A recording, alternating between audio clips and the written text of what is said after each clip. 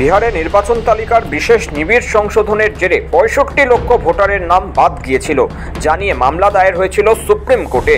গত ১৪ই আগস্ট শীর্ষ আদালতের বিচারপতি সূর্যকান্ত এবং বিচারপতি জয়মাল্য বাগচির বেঞ্চ নির্দেশ দিয়েছিল মঙ্গলবার বিকেল ৫টার মধ্যে কেন নাম বাদ গিয়েছে তার কারণসহ ওই তালিকা প্রকাশ করতে হবে নির্বাচন কমিশনকে।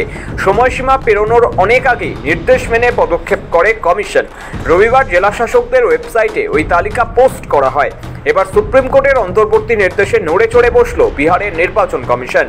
রাজ্যের মুখ্য নির্বাচনী আধিকারিক জানিয়ে দিলেন, খসড়া ভোটার তালিকা থেকে যাদের নাম বাদ গেছে তারা আধার কার্ড দেখিয়ে পুনরায় দাবি জানাতে পারবেন। বিহারের মোট ভোটার সংখ্যা ৭,৮৯,০০,০০০। এর মধ্যে প্রথম খসড়া তালিকায় নাম রয়েছে ৭,২৪,০০,০০০। বাদ পড়েছেন প্রায় ৬৫ লক্ষ মানুষ। রাজ্যের মুখ্য নির্বাচনী আধিকারিক জানিয়ে দিলেন, খসড়া ভোটার তালিকা থেকে যাদের নাম বাদ গেছে তারা আধার কার্ড দেখিয়ে পুনরায় দাবি জানাতে পারবেন। এই সংক্রান্ত এক বিজ্ঞপ্তিতে বলা হয়েছে, বাদ পড়া ভোটাররা তাদের এপিক নম্বরের মাধ্যমে তালিকাভুক্তির অবস্থা ও বাদ যাওয়ার কারণ জানতে পারবেন।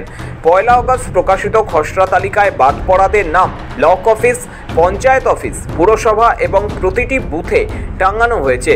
অসন্তুষ্ট ব্যক্তিরা আধার কার্ডের কপি দিয়ে দাবি জানাতে পারবেন। তবে এখনও স্পষ্ট নয় এই প্রক্রিয়ায় আধারের পাশাপাশি কমিশনের নির্ধারিত ১১টি নথির মধ্যে অন্য কোনো কাগজপত্র দেখাতে হবে কিনা। এর আগে রবিবার মুখ্য নির্বাচনী আধিকারিক জানিয়েছিলেন, বিশেষ নিবিড় সংশোধনের প্রথম পর্যায়ে ৬৫ লক্ষ নাম খসড়া তালিকা থেকে বাদ পড়েছে।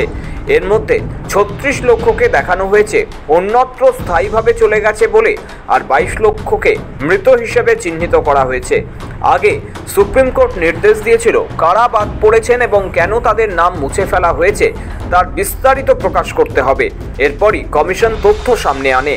তবে বিরোধীরা অভিযোগ তুলেছে, বহু ক্ষেত্রে মৃত বলে যাদের নাম কাটা হয়েছে তারা আসলে জীবিত। ফলে এই বিশেষ সংশোধন প্রক্রিয়ায় ব্যাপক গলদ হয়েছে বলেই দাবি বিরোধীদের। ব্যুরো রিপোর্ট, সময়, কলকাতা।